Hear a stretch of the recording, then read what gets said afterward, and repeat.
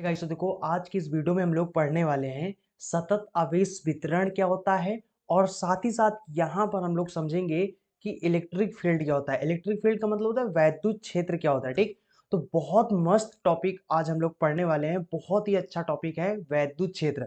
और इससे electric field से मतलब जिसको हम वैद्युत क्षेत्र की तीव्रता है ना यहाँ पर पढ़ेंगे। और इस तीव्रता से रिलेटेड कई सारे सवाल आएंगे, बहुत सारे न्यूमेरिकल बनेंगे।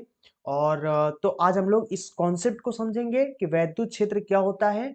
और साथ ही साथ इससे रिलेटेड जो मतलब इससे इस कॉन्सेप्ट से रिलेटेड जो सवाल बनेंगे उसको भी आज हम लोग न्यूमेरिकल देखने वाले हैं। ठीक, तो चलिए शुरू करते हैं। सबसे पहले छोटा सा टॉपिक है सतत आवेश वितरण क्या होता है, इसको समझ लेते हैं। तीन चार तरीके के होते हैं सतत आवेश वितरण।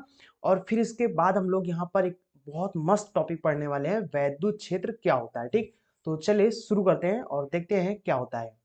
उससे पहले आपको बता दूं कि अगर आपको वीडियो पसंद आया तो वीडियो को लाइक जरूर कर देना। और अगर आपको सब कुछ समझ में आ जाए तो इस चैनल को सब्सक्राइब भी जरूर कर लेना। ठीक, और सब्सक्राइब करके बेल आइकन दबा देना ताकि आगे आने वाली कोई भी वीडियो आपसे मिस ना हो पाए। ठीक, तो चलिए शुरू करते हैं। तो देखो आज हम लोग पढ़ेंगे सतत आवेश वितरण क्या होता है। सतत आवेश वितरण पढ़ेंगे। और साथ ही साथ हम लोग यहाँ पर पढ़ने वाले पहला टॉपिक है। दूसरा टॉपिक आज हम लोग पढ़ेंगे वैद्युत क्षेत्र। ठीक, वैद्युत क्षेत्र पढ़ेंगे जिसको इंग्लिश में इलेक्ट्रिक फील्ड बोलते हैं। ठीक, इसको समझेंगे और इससे न्यूमेरिकल जो बनेंगे उसको आज हम लोग देखेंगे। ठीक, तो बहुत अच्छे अच्छे न्यूमेरिकल भी यहाँ पर बनते हैं। ठीक, और सबसे पहले हम लोग समझते हैं कि सतत आवेश वितरण क्या होता है। तो जस्ट वन सेकंड, इसको हम लोग यहाँ पर समझते हैं। सबसे पहले देखो, सतत का मतलब होता है कॉन्टिन्यूअस। कॉन्टिन्यूअस का मतलब होता है जो चीज लगातार हो। ठीक, और चार्ज डिस्ट्रीब्यूशन मतलब सतत आवेश वितरण। वितरण का मतलब होता है किसी भी चीज को बांटना। ठीक, छोटा सा टॉपिक है, इसको पहले समझ लेते हैं, फिर इसके बाद हम लोग आराम से वैद्युत क्षेत्र समझते हैं। ठीक, तो सतत का मतलब होता है जब किसी चीज को बराबर मात्रा में, अगर किसी चीज में मतलब किसी चीज का मतलब क्या, अगर आवेश वितरण पढ़ रहे हो तो आवेश का वितरण होगा, यानी किसी भी चीज को आप बराबर मात्रा में, जैसा उसका आकार हो, जैसी उसकी आकृति हो, उसी के जैसा यानी यानी पूरे में अगर आपका आवेश का वितरण हो जाए तो उसको सतत आवेश वितरण बोलेंगे। ठीक, अब ये कई तरीके से होते हैं। तो यहाँ पर सबसे पहले सतत आवेश वितरण क्या होता है, तो ये होता है जस्ट वन सेकंड।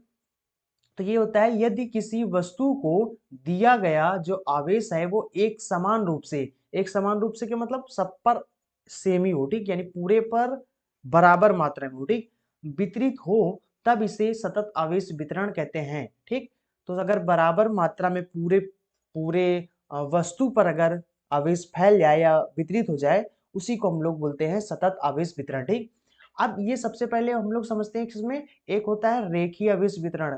मतलब इसके प्रकार होते हैं जिसको इंग्लिश में लीनियर चार्ज डिस्ट्रीब्यूशन डिस्ट्रीब्यूशन बोलते हैं। ठीक, अब ये क्या होता है रेखीय आवेश वितरण। देखो इनकी जो डेफिनेशंस है वो आप इनके इनके नाम से ही बता सकते हो इनके डेफिनेशंस। ठीक, रेखीय आवेश वितरण जब आवेश का मतलब कोई वस्तु है जो रेखा में हो। ठीक, जैसे मान लो पेन है।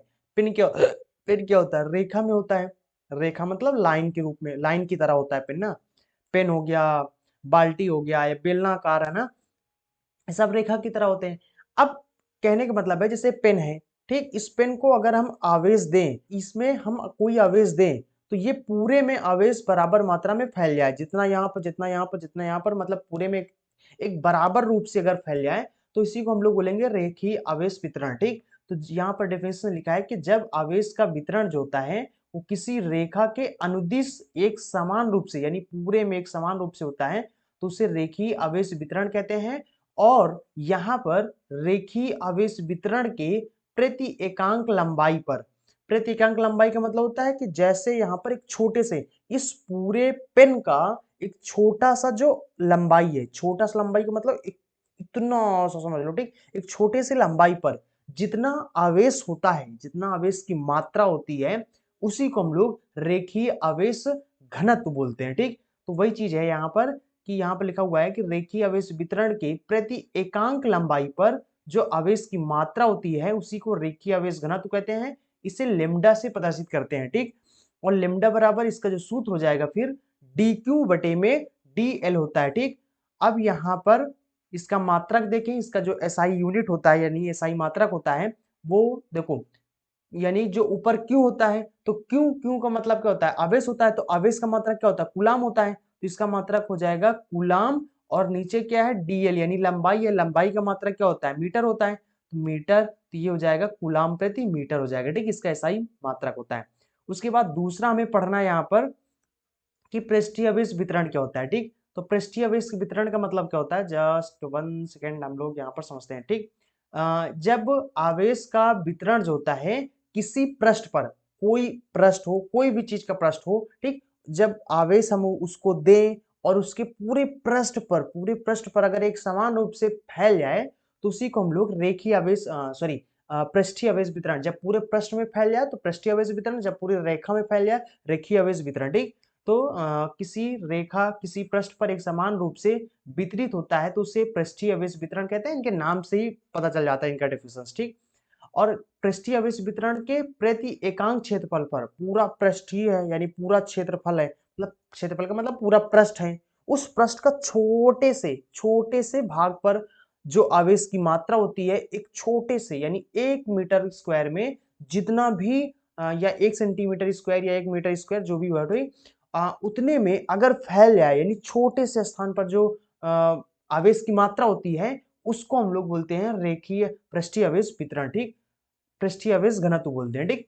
तो वही चीज कहने का मतलब है कि पृष्ठीय आवेश के प्रति एकांक क्षेत्रफल पर जो आवेश की मात्रा होती है उसको पृष्ठीय आवेश घनत्व कहते हैं, इसे सिग्मा से प्रदर्शित करते हैं और इसको सिग्मा बोलते हैं, ठीक। और सिग्मा बराबर जो होता है डी क्यू बटे में डी ए हो जाएगा सूत्र हमारा, और ऊपर हो जाएगा कूलाम प्रति मीटर स्क्वायर, या इसका मात्रक हो जाएगा, ठीक। उसके बाद एक और यहाँ पर हमें पढ़ना होता है, एक आयतन आवेश वितरण क्या होता है। तो आयतन आवेश वितरण का मतलब होता है जब किसी वस्तु के पूरे संपूर्ण आयतन पर एक समान रूप से यानी जो आवेश होता है वो फैल जाता है, वितरित होता है, तो उसे हम लोग आयतन आवेश वितरण कहते हैं। और इसके प्रति एकांक आयतन पर, मतलब आयतन आवेश वितरण के प्रति एकांक आयतन पर जो आवेश की मात्रा होती है, उसी को हम लोग आयतन आवेश घनत्व बोलते हैं। और इसको हम लोग रो से प्रदर्शित करते हैं, तो रो को पी की तरह बनाया जाता है, इसको रो बोलते हैं। और रो बराबर में होता है डी क्यू बटे में डी भी होता है, ऊपर हो जाएगा हमारा कूलाम, और नीचे आयतन का मात्रक होता है मीटर क्यूब। तो यह सेंटीमीटर है, तो सेंटीमीटर में अगर है तो सेंटीमीटर क्यूब, और अगर मीटर में होता है तो मीटर क्यूब होता है, ठीक। तो ये इसका एसआई यूनिट हो जाएगा, यानी एसआई मात्रक हो जाएगा, ठीक। तो आई थिंक आप यानी जो रेखीय आवेश वितरण, पृष्ठीय आवेश वितरण और आयतन आवेश वितरण होता है, या कह सकते हो सतत आवेश वितरण जो होता है, इसको हम लोगों ने यहाँ पर पढ़ के समझ लिया, ठीक। अब हम लोग यहाँ पर समझते हैं कि वैद्युत क्षेत्र क्या होता है। हमारा आज का जो मेन टॉपिक है वो है कि भैया वैद्युत क्षेत्र क्या होता है, ठीक। अब इसको हम लोग अच्छे से यहाँ पर समझते हैं, और यही हमारा मेन टॉपिक है, और यही हमारे चैप्टर का नाम भी है, वैद्युत आवेश और वैद्युत क्षेत्र, ठीक। तो आज हम लोग वैद्युत क्षेत्र यानी अपने इस चैप्टर के मेन टॉपिक को पढ़ने वाले हैं कि हमारा यहाँ पर वैद्युत क्षेत्र क्या होता है। इंग्लिश में इसी चीज को इलेक्ट्रिक फील्ड बोलते हैं। अगर हम कहीं पर इलेक्ट्रिक फील्ड बोलते हैं तो आप समझ जाना कि हम वैद्युत क्षेत्र की ही बात कर रहे हैं, ठीक। अच्छा, ये क्या होता है, देखो जस्ट 1 सेकेंड। ये है हमारा प्लस क्यू आवेश। आपको पता है कि प्लस क्यू आवेश है, और यहाँ पर हम एक ले लें आवेश क्यू नॉट आवेश ले लें, या क्यू जीरो बोल सकते हो, ठीक। तो क्यू जीरो या क्यू नॉट आवेश है, ये हमेशा इसको हम लोग बोलते हैं परीक्षण आवेश, ठीक। ये क्यू जीरो अगर कहीं पर लिखा है तो समझ जाओ उसको बोलते हैं हम लोग परीक्षण आवेश। और आवेश हमेशा और हमेशा याद रखना धनात्मक होता है। कैसा होता है, धनात्मक होता है। यहां पर हमने रख दिया इस परीक्षण आवेश को, ठीक। तो भैया ये जो क्यू प्लस क्यू आवेश है, और यहाँ पर जो प्लस क्यू आवेश है, ये इस पर बल लगाएगा, कैसा, स्थिर वैद्युत बल लगाएगा, यानी इसको प्रतिकर्षित करेगा, इसको भगाएगा, क्योंकि ये भी प्लस है। प्लस प्लस आवेश को क्या करता है, प्रतिकर्षित करता है, मतलब अपने से दूर भगाता है, ठीक। तो ये इसको प्रतिकर्षित करेगा। अगर हम कुछ देर के लिए इस प्लस क्यू आवेश को अगर मूंद भी दें, यानी कि इस क्यू नॉट आवेश को ये ना दिखाई दे, तो क्या इस पर बल लगेगा, हाँ लगेगा। अगर तब इस पर बल लगेगा जब क्यू नॉट को ये दिखाई नहीं देगा। मान लो मैंने यहां पर जो प्लस क्यू आवेश है इसको मैंने मूंद दिया, अब तो भैया अगर मूंद दिया तो अब इस क्यू नॉट को आवेश ने आप यानी क्यू नॉट को नहीं दिखेगा, नहीं दिखेगा तो ये सोचेगा कि मुझ पर बल कौन लगा रहा है, यहाँ पे तो कोई है ही नहीं, अगर नहीं है तो मुझ पर बल कौन लगा रहा है। तो इसको बल कौन लगा रहा है, ये प्लस क्यू आवेश लगा रहा है या कोई और लगा रहा है, ये जबकि यहाँ पे क्यू नॉट मतलब प्लस क्यू आवेश तो है ही नहीं, मूल दिया आपने है ही नहीं, तो इस पर फिर बल कौन लगा रहा है, ये तो संख्या में पड़ जाएगा। ठीक, तो देखो इस पर जो बल लगा रहा है वो जो वैद्युत क्षेत्र होता है वो बल लगाता है, जो आवेश होता है वो बल नहीं लगाता है। किसी भी आवेश पर जो आवेश होता है वो उसको प्रतिकर्षित या आकर्षित नहीं करता है, उसके अगल बगल एक वैद्युत क्षेत्र बन जाता है, एक वैद्युत क्षेत्र क्रिएट हो जाता है, और वही वैद्युत क्षेत्र किसी अगले आवेश को यानी उस वैद्युत क्षेत्र में अगर कोई भी आवेश लाकर रखोगे तो उस पर वो बल लगाएगा। अगर प्लस माइनस है तो आकर्षित करेगा और प्लस प्लस है तो प्रतिकर्षित करेगा। अब यहां पर मतलब कि कोई भी आवेश हो, प्रत्येक आवेश यहां पर मैं लिख देता हूं कि जो प्रत्येक आवेश होते हैं, प्रत्येक आवेश अपने चारों तरफ एक वैद्युत क्षेत्र क्रिएट कर लेता है, एक वैद्युत क्षेत्र क्रिएट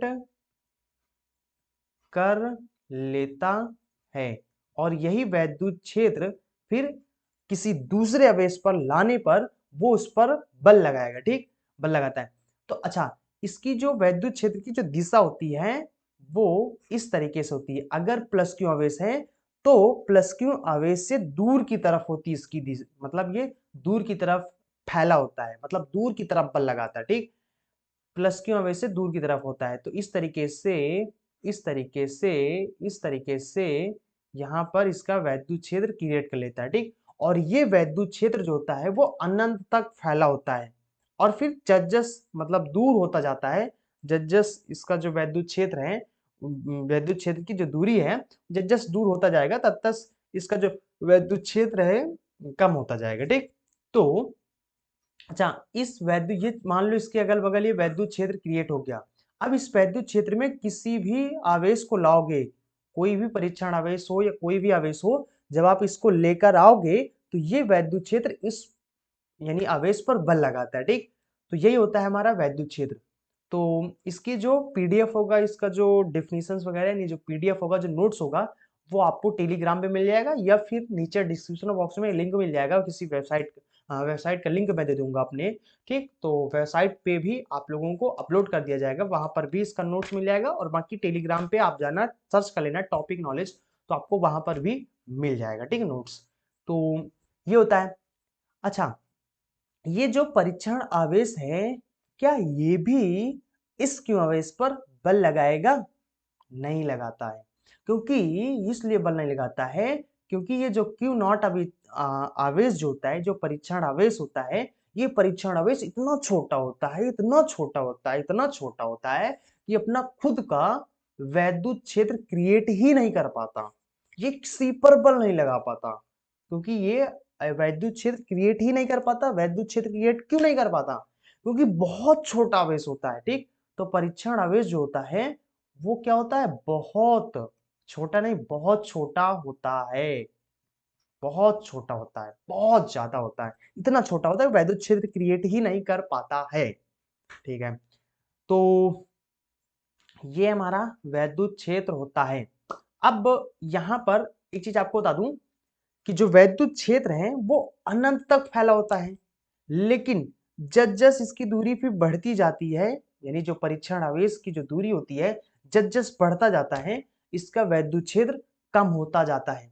तो जैसे जैसे कहने का मतलब है दूर जाओगे तो इसकी जो फील्ड है, मतलब इसका जो वैद्युत क्षेत्र है वो कम होता जाता है। तो अब बात आती है कि इसका वैद्युत क्षेत्र कितना कम होता है। ठीक, मतलब किसी दूरी पर, अब हम लोग समझते हैं कि किसी दूरी पर कितना वैद्युत क्षेत्र क्रिएट होता है। ठीक, तो इसको समझते हैं हम लोग। तो यहाँ पर हम लोग यहाँ पर अब समझने वाले हैं, क्या समझेंगे, बिंदु आवेश के कारण, बिंदु आवेश के कारण इससे आर दूरी पर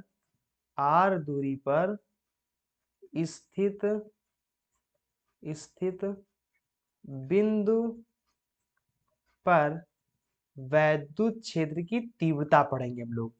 वैद्युत क्षेत्र नहीं पढ़ेंगे, वैद्युत क्षेत्र की तीव्रता इसको बोलते हैं। ठीक, इसको हम लोग बोलते हैं वैद्युत क्षेत्र की तीव्रता, यानी कि कितना कम होगा उसको हम लोग बोलते हैं वैद्युत क्षेत्र की तीव्रता। ठीक, तो यहां पर जस्ट 1 सेकेंड। ठीक, देखो यहां पर मान लेते हैं ये प्लस क्यू आवेश है, इस प्लस क्यू आवेश से आर दूरी पर एक कोई बिंदु है, ये कोई बिंदु मान लेते हैं पी है, और इस पी बिंदु पर हमें वैद्युत क्षेत्र की तीव्रता बताना है। तो हम कैसे बताएंगे, मतलब कि ये जो वैद्युत क्षेत्र है ये अपने अगल बगल, ये जो वैद्युत आवेश है ये अपने अगल बगल एक वैद्युत क्षेत्र क्रिएट कर लेगा। तो वैद्युत क्षेत्र क्रिएट कर लेगा तो हम किसी बिंदु पर, इस वैद्युत क्षेत्र के किसी बिंदु पर अगर आपसे हम पूछ लें कि कितना वैद्युत क्षेत्र की तीव्रता होगी, वैद्युत क्षेत्र नहीं बोलना, वैद्युत क्षेत्र की तीव्रता इसको बोलते हैं। ठीक, तो वैद्युत क्षेत्र की तीव्रता यानी कितना वहां पर वैद्युत क्षेत्र होगा उस पॉइंट पर, उसको हम लोग कैसे बताएंगे। ठीक, तो इसको बताने के लिए एक प्रोसेस होता है, एक प्रक्रिया होती है, तो उस प्रक्रिया के द्वारा हम लोग बताते हैं कि कितना वैद्युत क्षेत्र होगा उस पॉइंट पर। ठीक, तो ये प्रक्रिया क्या होता है, ये प्रक्रिया होता है, ये प्रक्रिया क्या होता है, सबसे पहले जिस पॉइंट पर हमें, जिस पॉइंट जैसे यहाँ पर पी बिंदु है, तो जिस पॉइंट पर हमें वैद्युत क्षेत्र की तीव्रता बतानी है उस पर हमें एक परीक्षण आवेश लाकर रख देना है। ठीक, तो परीक्षण आवेश रख दो, परीक्षण आवेश क्यू नॉट इसको लाके रख दो। कहां पे रख दो, जहां पर हमें, जिस पॉइंट पर हमें वैद्युत क्षेत्र बताना है। ठीक, दूसरा चीज हमें क्या करना होता है कि जो देखो, अगर आप उस पॉइंट पर परीक्षण आवेश लाकर रखोगे तो ये जो आवेश है यहाँ पर, ये जो प्लस क्यू आवेश है या माइनस क्यू आवेश भी हो सकता है, तो ये जो आवेश होगा वो फिर उस परीक्षण आवेश पर बल लगाएगा।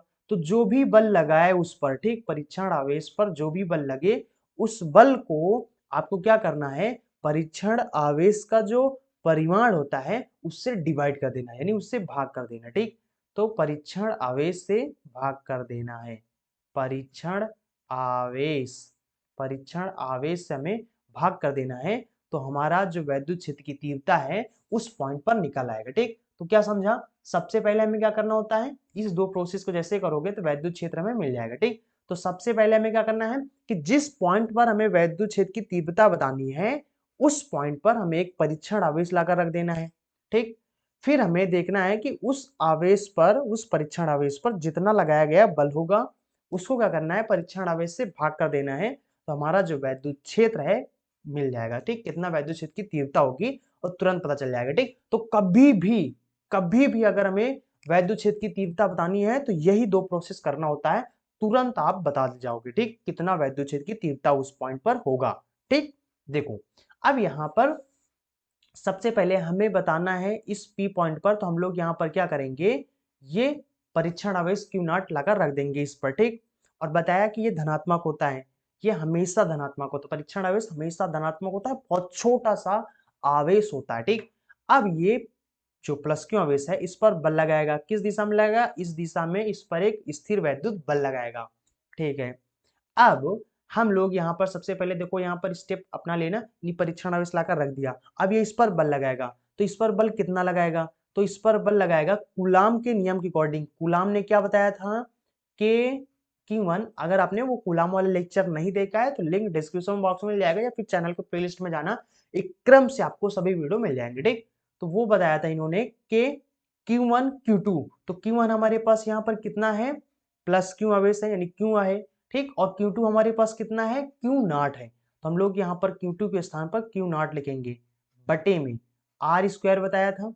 ठीक, ये बल इस पर लगेगा, इस क्यू नॉट पर जो बल लगेगा वो इतना लगेगा। ठीक, अब हमें यहाँ पर वैद्युत क्षेत्र की तीव्रता बताने के लिए हमें क्या करना है, जो भी बल लगा है, बल क्या है हमारा, के क्यू नॉट बटे में आर स्क्वायर। ठीक, इसको क्या करना है, परीक्षण आवेश से भाग कर देना है, परीक्षण आवेश हमारा कितना है, क्यू नॉट है, तो इससे भाग कर देंगे तो ये क्यू नॉट से क्यू नॉट कैंसिल हो जाएगा, तो यहाँ पर क्या आ जाएगा हमारा के क्यू बटे में आर स्क्वायर आ जाएगा। ठीक, अच्छा आपके बुक में हो सकता है कि के स्थान पर वो 1 बटे में 4 पाई एप्सिलॉन नॉट लिखा हो। ठीक, तो देखो इससे आप घबराना मत, मैं आपके सभी लेक्चर में बताता हूं कि ये जो के का वैल्यू है ये भैया फिक्स नहीं होता है। इस के का वैल्यू, ये के का वैल्यू जो होता है वो माध्यम पर डिपेंड करता है। ठीक, अगर हम जो 1/4 पाई एप्सिलॉन नॉट होता है, इस के का वैल्यू वायु या निर्वात में जो के का वैल्यू होता है, जब माध्यम हमारा वायु या निर्वात हो तो वहां पर जो के का वैल्यू होता है 1/4 पाई एप्सिलॉन नॉट होता है। और आपके सिलेबस में वायु या निर्वात ही हर जगह माना गया है। ठीक, जो सिलेबस में दिया गया है बस यही माध्यम के लिए दिया गया है। ठीक, इसलिए आपके जिस बुक में जहां भी देखो 1/4 पाई एप्सिलॉन नॉट लिखे होते हैं, मैं यहाँ पर के रख रहा हूं, आप यहाँ पर रख सकते हो जो भी आपका माध्यम हो उसके अकॉर्डिंग। ठीक, अगर कोई और माध्यम है तो 1/4 पाई एप्सिलॉन होगा आपका जो के का वैल्यू। बाकी अगर वायु निर्वात मान रहे हो, अगर माध्यम मान रहे हो, तो वहां पर आपको रखना है के का वैल्यू 1/4 पाई एप्सिलॉन नॉट। ठीक, आई थिंक आप ये सब समझ रहे होंगे, इसलिए मैं यहाँ पर सिर्फ के लिख रहा हूँ। ठीक, तो जैसा भी माध्यम हो आप उस अकॉर्डिंग रख सकते हो। ठीक, तो ये हमारा वैद्युत क्षेत्र की तीव्रता हो गया। ठीक, कितना वैद्युत क्षेत्र की तीव्रता आ गया, तो इसको हम लोग साफ साफ लिख लेते हैं। तो वैद्युत क्षेत्र की तीव्रता किस बिंदु पर, पी पॉइंट पर कितना आ गया, ये के क्यू बटे में आर स्क्वायर आ गया। ठीक, तो ये होता है हमारा वैद्युत क्षेत्र की तीव्रता का परिमाण आ गया। ठीक, ये वैद्युत क्षेत्र की तीव्रता का परिमाण आ गया। अब वैद्युत क्षेत्र की तीव्रता जो होती है वो भैया एक सदिश राशि होती है। अगर ये सदिश राशि है तो इसकी दिशा भी होती है, तो इसका परिमाण है। अब सवाल आता है कि इसकी दिशा क्या होगी, यानी वैद्युत क्षेत्र की तीव्रता की दिशा क्या होगी। ठीक, तो इसका जो दिशा होता है, प्लस क्यू आवेश है, यहां से आर दूरी पर बिंदु है हमारा पी। ठीक, यहां पर हमने परीक्षण क्यों आवेश रखा था, तो इसकी जो दिशा होती है वो इस तरफ होता है, मतलब जिस तरफ हमारा बल होता है उसी तरफ, देखो ये है, और ये हमारा होता है एफ बटे में, ऊपर क्या होता है बल होता है, नीचे क्या होता है हमारे परीक्षण आवेश होता है यानी क्यू नॉट होता है। ठीक, तो जो बल की दिशा होती है, जो बल की दिशा होती है वही हमारा वैद्युत क्षेत्र की दिशा भी होता है। याद रखो, क्या याद रखना है कि जो वैद्युत क्षेत्र की दिशा होती है वो किस तरफ होगी, तो इसकी दिशा जो होती है वो जिस तरफ बल लगेगा उसी तरफ उसकी वैद्युत क्षेत्र की तीव्रता भी होती है, दोनों का सेम दिशा होता है। ठीक, तो ये इस पर बल इस तरफ लगा रहा है तो वैद्युत क्षेत्र की तीव्रता यानी बल जो होगा हमारा उसकी दिशा ये हो जाएगी, जो वैद्युत क्षेत्र की तीव्रता होगी उसका भी दिशा यही होगा। ठीक, बल की दिशा में होता है तो ये याद रखना। ठीक, तो जिस तरफ बल लगे, है ना, आवेश द्वारा जिस तरफ बल लगेगा वही हमारा वैद्युत की तीव्रता भी दिशा होगा। तो ये समझ गए ना। अगर हम लोग यहाँ पर देखें तो ई अनुक्रमणपाती 1/r² ये भी होता है। ठीक, यानी कहने का मतलब है कि अगर किसी भी, मतलब कि अगर आप यहाँ पर इनके बीच की दूरी को, जो पॉइंट है हमारा, जस्ट वन सेकेंड, मतलब जो वैद्युत क्षेत्र की तीव्रता होती है और जो दूरी होता है, इन दोनों में जो संबंध होता है 1/r² होता है। ठीक, तो कहने का मतलब ये है कि इन दोनों का अगर हम लोग ग्राफ खींचे, इन दोनों में अगर ग्राफ खींचे तो ये ई और ये आर हो गया, इन दोनों का जो ग्राफ होगा वो ऐसे बनेगा। ठीक, तो कहने का मतलब ये है कि अगर इनके बीच की दूरी, जो बिंदु है जिस बिंदु पर हमें वैद्युत क्षेत्र की तीव्रता बताना है, उनके बीच की दूरी को अगर आप दोगुना करोगे, दोगुना यानी बढ़ा दोगे, 2 गुना बढ़ा दोगे, तो वहां पर जो वैद्युत क्षेत्र होगा वो 4 गुना कम हो जाएगा, यानी उसका स्क्वायर गुना कम हो जाएगा। ठीक, क्योंकि व्युत्क्रमणपाती दोनों आपस में क्या होते हैं, बीच की दूरी और जो वैद्युत क्षेत्र की तीव्रता होती है वो व्युत्क्रमणपाती होते हैं, यानी अगर एक चीज बढ़ाओगे तो वो कम होगा, अगर उसको बढ़ाओगे तो ये कम होगा। ठीक, तो अगर उनके बीच की दूरी को, जो बिंदु है और जो आवेश है, उनके बीच की दूरी को अगर 2 गुना कम कर दोगे तो 4 गुना बढ़ जाएगा, वैद्युत क्षेत्र 4 गुना बढ़ जाएगा और ज्यादा हो जाएगा। अगर अगर यहां पर 2 गुना बढ़ाओगे तो 4 गुना इसका कम हो जाएगा। ठीक, इस तरीके से 3 गुना करोगे तो 9 गुना हो जाएगा। ठीक, तो इस तरीके से इनका आप बता सकते हो। ठीक, छोटा सा पॉइंट है, बहुविकल्पी में हो सकता है आपसे पूछ ले इस तरीके से कि इनके बीच की दूरी को, जो परीक्षण आवेश है और जो आवेश है उनके बीच की दूरी को, या जो बिंदु है उनके बीच की दूरी को 2 गुना अगर हम बढ़ा दें तो उसके वैद्युत क्षेत्र क्या होगा, तो आपको बता देना है कि 4 गुना, अगर 2 गुना बढ़ाओगे तो 4 गुना कम पड़ जाएगा। ठीक, तो ये चीज इस तरीके से बहुविकल्पी में पूछ सकते हैं या एक नंबर से पूछ सकते हैं, इसलिए मैंने ये पॉइंट आपको समझा दिया अच्छे से। ठीक ठीक है। अब यहाँ पर हम लोग इसको सदिश रूप में पढ़ते हैं। Just one second. ठीक, इसको हम लोग सदिश रूप में पढ़ते हैं। क्या पढ़ते हैं? सदिश रूप में। जो वैद्युत क्षेत्र की जो तीव्रता होती है सदिश रूप में। ठीक, सदिश रूप में हम लोग पढ़ते हैं कि जो वैद्युत क्षेत्र की तीव्रता होती है, वैद्युत क्षेत्र की जो तीव्रता होती है उसको हमें पढ़ना है अब सदिश रूप में क्या होता है। ठीक, तो देखो ये प्लस क्यू आवेश हो गया और ये इससे r दूरी पर बिंदु है, इस पर हमें वैद्युत क्षेत्र की तीव्रता बतानी है। तो यहाँ पर हमें एक परीक्षण आवेश रख देना है, इस पर इस तरीके से बल लगाएगा। तो यहाँ पर इसकी जो दिशा है, मतलब इस वेक्टर r की जो दिशा है, इस r की दिशा को हम लोग इस तरफ मान लेते हैं। तो यहाँ पर ये इसका दिशा हो जाएगा। ठीक, अब यहाँ पर जस्ट वन सेकेंड। ठीक, जस्ट वन सेकेंड। यहाँ पर देखो, तो यहाँ पर वैद्युत क्षेत्र की तीव्रता क्या हो जाएगा?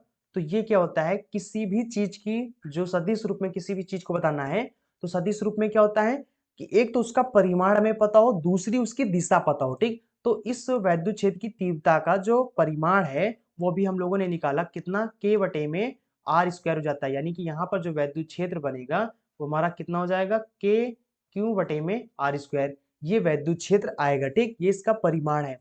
अब हमें इसकी दिशा भी चाहिए, और मैंने इसके पहले वाले लेक्चर को अगर आपने सब क्रम वाइज ध्यान से पढ़े होंगे तो मैंने आपको बताया था, कूलाम का नियम जब पढ़ाया था वहां पर बताया था कि जब भी किसी भी चीज की दिशा बतानी हो तो सिर्फ उसका आप इकाई सदिश बता दो, या उसका एका सदिश या इकाई सदिश जिसको बोलते हो वो बता दो, तो वही उसकी दिशा हो जाती है। ठीक, तो इसका अगर इकाई सदिश बताएं तो इसकी दिशा क्या है? इस तरफ है, इस तरफ इस वैद्युत क्षेत्र की दिशा है। तो जो वेक्टर और यहाँ पर जो वेक्टर आर है उसकी भी दिशा इस तरफ है, दोनों की दिशा सेम सेम दिशा में है। तो जो यानी वेक्टर आर की दिशा होगी वही हमारा वैद्युत क्षेत्र की तीव्रता की भी दिशा होगी। तो इस किसी भी चीज की है ना, इस वेक्टर आर का इकाई सदिश जो होगा वही इसका भी इकाई सदिश हो जाएगा।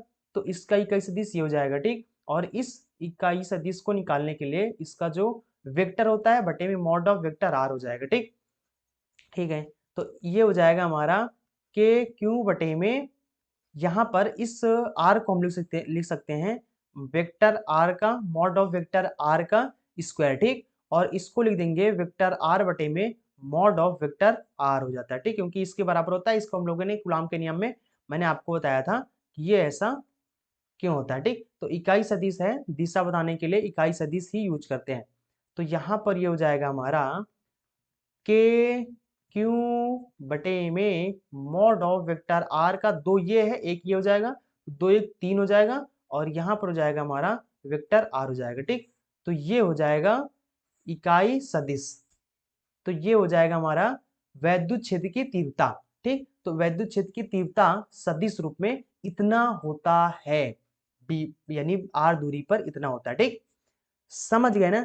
तो जब कभी भी आपको वैद्युत क्षेत्र की तीव्रता सदिश रूप में बताना है तो आपको दिशा सुधा आपको लेना है। ठीक, अगर यहीं पे माइनस क्यों आवेश होता तो ये इस परीक्षण आवेश पर बल की जो दिशा होती वो इस तरफ हो जाता। ठीक, यानी वैद्युत क्षेत्र की जो दिशा होती है हो जाता वो इस तरफ हो जाता। ठीक, कहने का मतलब है कि जो माइनस क्यों होता है उसकी जो वैद्युत क्षेत्र की जो दिशा होती है वो उस माइनस क्यू आवेश की तरफ होता है, उस माइनस क्यू आवेश की तरफ होता है। ठीक, और जो प्लस वाला होता है उससे दूर की तरफ होता है। ठीक, इस तरीके से उससे दूर की तरफ की दिशा होती है। ठीक, समझ रहे हो ना? तो यही चीज है। तो कहने का मतलब है ये इसकी दिशा हो जाएगी।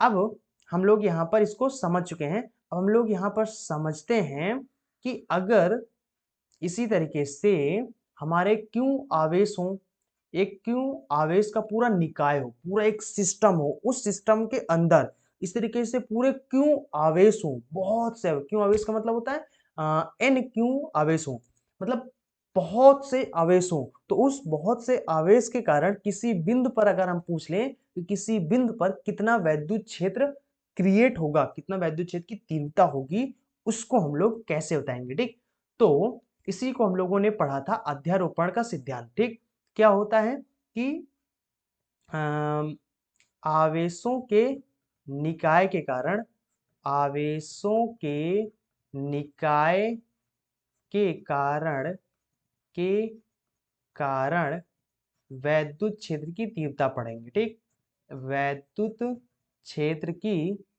तीव्रता पढ़ते हैं। ठीक, वैद्युत क्षेत्र की तीव्रता पढ़ते हैं, इसी को हम लोग बोलते हैं अध्यारोपण का सिद्धांत। अध्यारोपण का सिद्धांत, अध्यारोपण का सिद्धांत जब हम लोगों ने पढ़ा था तो वहां पर बल था जो कि इसी टाइप का था। ठीक, तो इसी तरीके से इसको हम लोग अध्यारोपण का सिद्धांत भी बोल सकते हैं, जो वैद्युत क्षेत्र की तीव्रता में होता है। ठीक, देखो इसमें क्या होता है,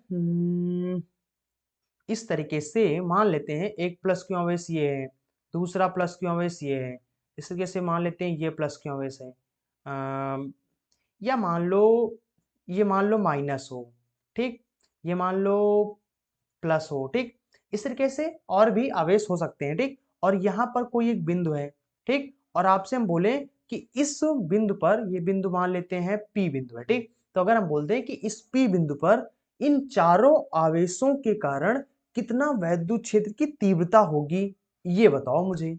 तो कैसे बताओगे, तो भैया प्लस ये जो प्लस क्यू वन आवेश है, इसके कारण इस बिंदु पर जो वैद्युत क्षेत्र की तीव्रता की दिशा हो जाएगा वो इस तरफ बल लगाएगा ये। ठीक, जो बल लगाएगा वही वैद्युत क्षेत्र की तीव्रता की दिशा भी हो जाएगा। ठीक, तो ये इस तरफ इस पर बल लगाएगा। ठीक है, उसके बाद ये माइनस वाला है, तो भैया ये माइनस वाला है तो ये इसी की तरफ यानी खुद की तरफ, तो ये इसका दिशा हो जाएगा। उसके बाद इसके कारण जो बल लगेगा, उसकी दिशा ये हो जाएगा। ठीक, तो और इसके कारण जो बल लगेगा वो इसकी दिशा ये हो जाएगा। ठीक, तो कहने का मतलब है कि इन चारों आवेशों के द्वारा यहाँ पर कितना वैद्युत क्षेत्र, इस बिंदु पर कितना वैद्युत क्षेत्र की तीव्रता होगी। तो यहाँ पर इसको निकालने के लिए हमें क्या करना है, जिस P बिंदु पर निकालना है उसकी तीव्रता क्या हो जाएगी, जितने आवेशों के द्वारा इस पर बल लगेगा या जितना वैद्युत क्षेत्र क्रिएट होगा, तो सबके कारण जितना भी आएगा, मतलब ये इसके कारण इस पर वैद्युत क्षेत्र की तीव्रता होगी, इस क्यों आवेश के कारण भी इस पर होगा, इसके भी कारण होगा, इसके भी कारण यहाँ पर होगा। तो सबके कारण जो वैद्युत क्षेत्र की तीव्रता होगी, उन सबकी वैद्युत क्षेत्र की तीव्रता को आपको उनकी जो वैद्युत क्षेत्र की तीव्रता होती है उसका सदिश योग कर देना। ठीक, बल में क्या था, हम लोग बल का सदिश, जितना भी बल लग रहा था उसका सदिश योग कर रहे थे। ठीक, इस तरीके से यहाँ पर हो जाएगा हमारा वेक्टर E2 प्लस में वेक्टर E3 और Q4 के कारण वेक्टर E4 लग जाएगा। ठीक, तो इन सबका जो वैद्युत क्षेत्र की तीव्रता होगी सबके द्वारा लगाया गया जो होगा उसको हम लोग यहाँ पर सबका सदिश योग कर देंगे, तो वही हमारा यहाँ पर इस P बिंदु पर वैद्युत क्षेत्र की तीव्रता निकल आएगा। ठीक, तो हमें क्या करना है, सबके कारण, जिसके भी कारण लग रहा है सबके कारण सदिश योग कर देना है, सिंपल सा उस बिंदु पर हमें पता चल जाएगा।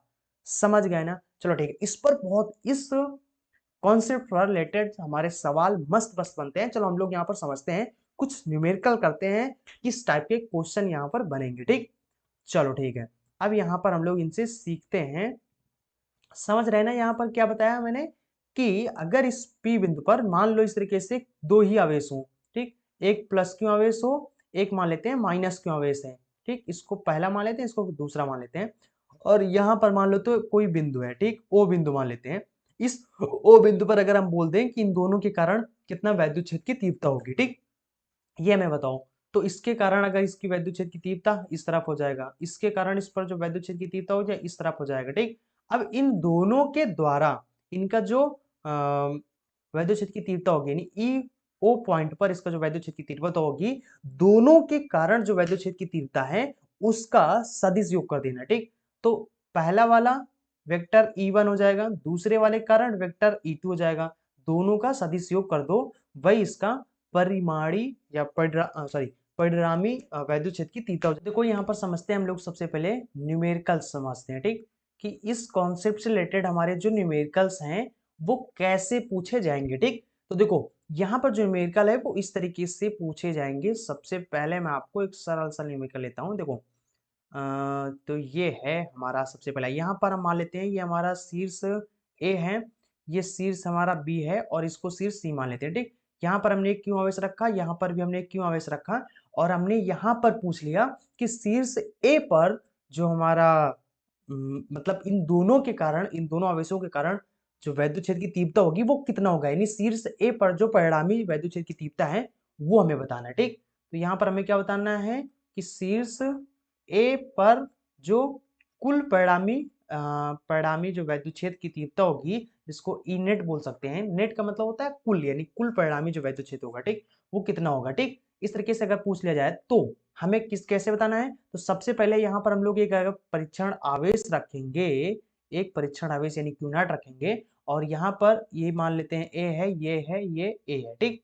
अब यहाँ पर इनके बीच का कोण यहाँ पर हमारा 60 डिग्री है, ये भी 60 डिग्री है और ये भी इनके बीच कोण यहाँ पर 60 डिग्री, ठीक। ये हमारा ए शीर्ष है। अब यहाँ पर अगर हम लोग देखें तो इस प्लस क्यू आवेश के कारण इस परीक्षण आवेश पर कितना जो दिशा हो जाएगी वो इस तरफ बल लगेगा, ठीक। तो इस तरफ हमारा वैद्युत क्षेत्र की तीव्रता हो जाएगी और इसके इस प्लस के कारण जो इस पर वैद्युत क्षेत्र की तीव्रता होगी वो इस तरफ हो जाएगा, प्रतिकर्षण बल लगेगा।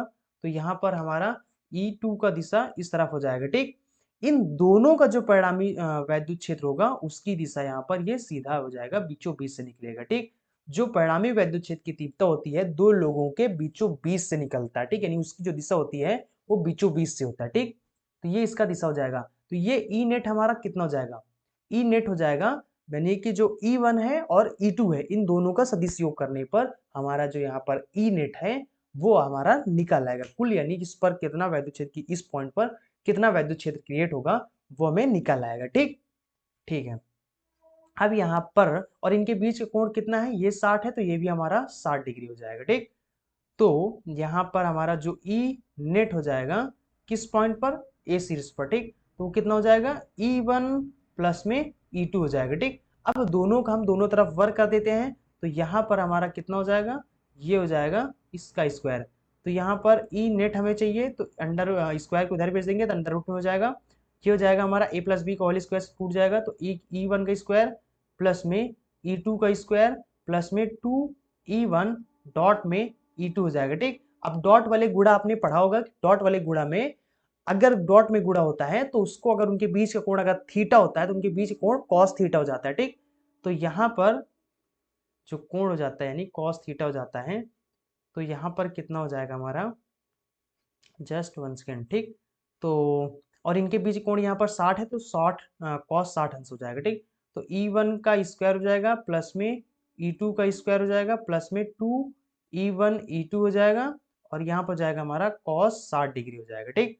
अब यहाँ पर देखो E1 हमारा और E2 देख लेते हैं कितना, ठीक। तो E1 हमारा कितना हो जाएगा, तो ये कूलाम के नियम के अकॉर्डिंग इस पर जो वैद्युत क्षेत्र की तीव्रता होगी वो कितना हो जाएगा, K Q बटे में R स्क्वायर हो जाएगा, सॉरी R के स्थान पे यहाँ पर इनके बीच का जो दूरी है वो कितना है, A है, ठीक। यहाँ पर आप देख सकते हो इनके बीच की दूरी कितना है, A है, तो यहाँ पर A स्क्वायर हो जाएगा, ठीक। इसी तरीके से हमारा जो E2 हो जाएगा मतलब इसके कारण जो हो जाएगा इस पर वैद्युत क्षेत्र की तीव्रता हो जाएगा वो कितना हो जाएगा हमारा के क्यू बटे में ए का स्क्वायर हो जाएगा, ठीक। अगर हम लोग देखें तो यहाँ पर E1 और E2 दोनों सेम है, E1 और E2 दोनों सेम है और इसको हम लोग E बराबर मान लेते हैं तो यहाँ पर दोनों सेम है, ठीक। और इसका वैल्यू कितना है हमारा, ये आया हमारा के क्यू बटे में ए स्क्वायर है, ठीक। तो हम लोग यहाँ पर उठा के इनका वैल्यू रख देते हैं तो यहाँ पर देखो E1 E2 दोनों सेम है तो यहाँ पर हो जाएगा 2E का स्क्वायर प्लस में E1 E2 सेम है मल्टीप्लाई होगा तो यहाँ पर 2E का स्क्वायर हो जाएगा, ठीक। उसके बाद यहाँ पर cos 60 अंश का मान कितना होता है, 1/2 होता है, 2 से 2 कैंसिल हो जाएगा तो यहाँ पर सिर्फ ई स्क्वायर बचेगा तो 2E स्क्वायर ये है, एक ये ई स्क्वायर है तो 2 1 3 हो जाएगा, ठीक। तो जस्ट 1 सेकेंड इसको थोड़ा सा ऊपर कर लेते हैं तो यहाँ पर हो जाएगा हमारा, यहाँ पे हो जाएगा हमारा 2 1 3 ई का स्क्वायर हो जाएगा, ई स्क्वायर बाहर निकाल आएगा तो यहाँ पर हो जाएगा हमारा ई अंडर रूट में 3 वो अंदर ही रहेगा क्योंकि वो बाहर नहीं निकलता, ठीक। स्क्वायर वाला बाहर निकालेगा तो सिर्फ ई बन जाएगा, ठीक। तो ये हमारा इतना वैद्युत क्षेत्र की तीव्रता आ जाएगा, कुल यानी परिणामी वैद्युत क्षेत्र की तीव्रता हो जाएगा, ठीक। तो यहाँ पर ई नेट हमारा कितना हो जाएगा, इस ई का वैल्यू रखेंगे तो कितना है, के क्यू बटे में ए स्क्वायर है, अंडर रूट 3 है, तो ये हमारा ई नेट आ जाएगा, ठीक। और इस ई नेट का जो यहाँ पर हमारा कितना था, ये हमारा E2 था और इस तरफ हमारा E1 था। जो E नेट आएगा उसकी दिशा जो हो जाएगा वो बीचों बीच से निकलता है, तो E नेट जो हो जाएगा वो हमारा ये ऐसे हो जाएगा, ठीक। मतलब ये इसका दिशा हो जाएगा, ठीक। और ये इसका परिमाण हो गया, यानी इसका आंसर हो गया, ठीक। तो इतना E नेट हमारा हो जाएगा, ठीक। चलो इसी तरीके से मान लेते हैं हम लोग एक और न्यूमेरिकल करते हैं। आप इसका स्क्रीनशॉट भी ले सकते हो। तो जस्ट 1 सेकेंड, एक थोड़ा सा इसको ऊपर करते हैं और हम लोग एक दूसरा मान लेते हैं कि यहाँ पर जस्ट 1 सेकेंड दूसरा क्वेश्चन देखते हैं।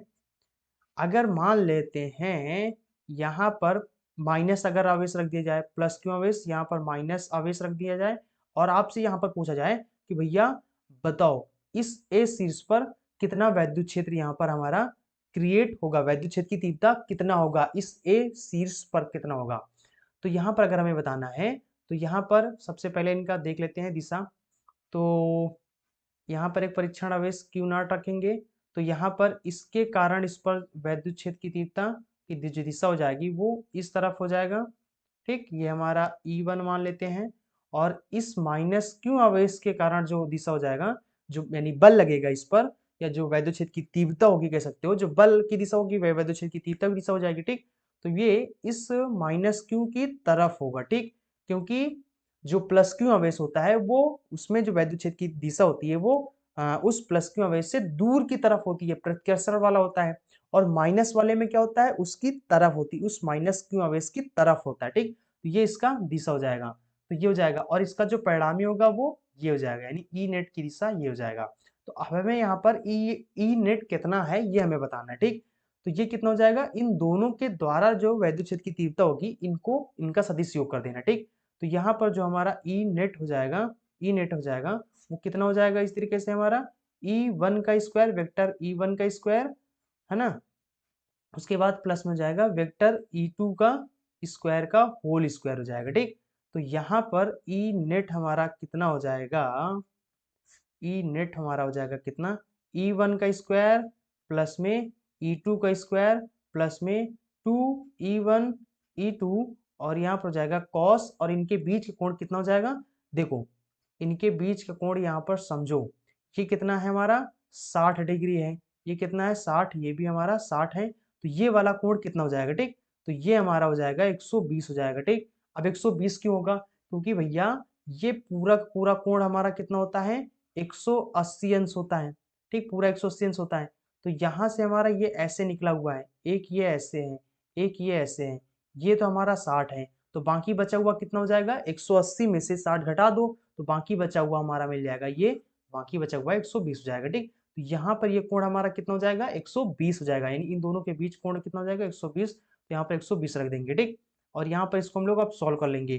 तो यहाँ पर देखो, और यहाँ पर E1 और E2 का स्क्वायर निकाले मतलब वैल्यू निकाल लेते हैं। तो E1 हमारे पास यहाँ पर कितना हो जाएगा, तो E1 इस प्लस क्यू आवेश के कारण कितना हो जाएगा, के क्यू बटे में इनके बीच का स्क्वायर यानी दूरी हो जाएगा ए हो जाएगा, ठीक, ए स्क्वायर हो जाएगा। इसी तरीके से हमारा जो E2 हो जाएगा वो भी कितना हो जाएगा, के क्यू बटे में ए स्क्वायर हो जाएगा। अगर देखो अब यहाँ पर कंफ्यूज मत होना, यहाँ पर आप ये मत समझने लगना कि माइनस क्यों आवेश है तो यहाँ पर आवेश दूसरा होगा, माइनस क्यों रख दें, माइनस क्यों नहीं रखना है, आपको चिन्ह यहाँ पर नहीं रखना है, सिर्फ इसका परिमाण रखना है। क्यों आपको चिन्ह कब रखना है, चिन्ह तभी रखना है जब आप वो जो अभी निकाले ना सदिश रूप में, जब वेक्टर आर वाला सूत्र निकालना, वैद्युत क्षेत्र की तीव्रता जब वेक्टर आर वाला निकालना हो, जो वेक्टर आर का क्यूब था वो वाला जब सूत्र लगाना हो, तब आपको चिन्ह ध्यान में रखना है, तब आपको चिन्ह सुधार रखना है, लेकिन यहाँ पर आपको चिन्ह नहीं रखना है, ठीक। तो दोनों का सेम ही वैद्युत क्षेत्र की तीव्रता हो जाएगी दोनों के कारण, ठीक, सिर्फ इनका दिशा ही अलग अलग टाइप में होगा, ये इस तरफ लगाएगा वो उस तरफ लगाएगा, ठीक। यानी ये आकर्षण लगाएगा, वो प्रतिकर्षण लगाता है, ठीक है। लेकिन इनका वैल्यू जो होगा, परिमाण जो होगा वो सेम ही होगा, दोनों के वैद्युत क्षेत्र की तीव्रता का परिमाण सेम ही होगा, ठीक है। तो यहाँ पर इसको हम लोग दोनों सेम है, इनको हम लोग ई बराबर मान लेते हैं, तो ये भी सेम, ये भी सेम, दोनों हो जाएगा, जुड़ जाएगा, 2e² हो जाएगा, प्लस में इसमें भी मल्टीप्लाई हो जाएगा, तो 2e का स्क्वायर हो जाएगा, और cos 120 अंश का मान होता है -1/2, 2 से 2 कैंसिल हो जाएगा, तो यहाँ पर हो जाएगा हमारा 2e का स्क्वायर माइनस में e² हो जाएगा, ठीक। दो में से एक ई घटाएंगे तो यहाँ पर हमारा कितना हो जाएगा, जस्ट 1 सेकेंड, तो यहाँ पर हो जाएगा हमारा सिर्फ एक बचेगा, ठीक। तो यहाँ पर बचेगा e1 का स्क्वायर, मतलब e² हो जाएगा, ठीक। स्क्वायर को बाहर निकालेंगे तो सिर्फ e बचेगा, ठीक। तो ई नेट हमारा कितना आ गया, यहाँ पर ई नेट आ गया हमारा e, और इस e का वैल्यू कितना है हमारा k³ a² है, ठीक। तो ये हमारा ई नेट हो जाएगा, ठीक। और इसका जो दिशा हो जाएगा वो मैंने अभी आपको बताया, ई नेट का दिशा जो होगा वो हमारा बीचों बीच होता है, तो ये इसकी दिशा हो जाएगा, ठीक। तो इस तरीके से हमें इस टाइप के सवालों को सॉल्व करना है जब कभी भी हमें मतलब आ जाए तो, ठीक। इस तरीके से आपको वैद्युत क्षेत्र की तीव्रता का यानी परिणामी वैद्युत क्षेत्र की तीव्रता पूछा जाएगा, ठीक। तो इस तरीके से आपको बता देना है, यानी जितने भी वैद्युत क्षेत्र की जितने भी आवेश हों उनके द्वारा जो वैद्युत क्षेत्र की तीव्रता होगी, जितना भी होगा उन सबका सदिश योग कर देना है, ठीक। तो उस बिंदु पर हमें पता चल जाएगा, ठीक। तो और कैसे वैद्युत क्षेत्र की तीव्रता निकाला जाता है इसको हम लोगों ने पहले ही देख लिया है, 2 स्टेप होते हैं। वहां पर आपको परीक्षण आवेश जिस पॉइंट पर हमें बताना है वहां पर परीक्षण आवेश रख दीजिए, और जो उस पर लगाया गया बल होगा और जो परीक्षण आवेश होगा दोनों को डिवाइड कर देना है, फटाक से आपका वहां पर निकाल आएगा कितना वैद्युत क्षेत्र की तीव्रता उस बिंदु पर होगा। इस तरीके से हमें निकाल लेना, ठीक। तो आई थिंक आप इसको समझ गए होंगे। तो चलिए फिर हम लोग यहाँ पर बाकी जो न्यूमेरिकल्स होंगे उसको हम लोग पूरा जब एक तरफ से पूरे न्यूमेरिकल्स पढ़ेंगे इस पार्ट के, तो वहां पर हम लोग फिर से इस टाइप के जो सवाल मिलेंगे फिर से मिलेंगे, ठीक। तो वहां पर आपको फिर से न्यूमेरिकल करा दूंगा। तो आज के इस वीडियो में बस इतना ही, और बाकी हम लोग अगले टॉपिक में पढ़ेंगे, जब हम लोग पूरा न्यूमेरिकल्स पढ़ेंगे तो वहां पर भी इस टाइप के सवाल लगाएंगे, तो बिल्कुल भी लगाना सीख जाएंगे, ठीक। तो बस यहाँ पर आपको मैंने इतना समझा दिया है, बाकी अब हम लोग पढ़ेंगे अगले वीडियो में, अगले लेक्चर में। तो अगर आपको वीडियो पसंद आया तो वीडियो को लाइक जरूर करें, अगर आपको समझ में आ गया है तो इस वीडियो को अपने दोस्तों के साथ शेयर जरूर करें, ठीक, ताकि वो भी देखें, वो भी समझ लें। तो चलते हैं, फिर मिलेंगे अगले वीडियो में। So thanks for watching and so again in next video.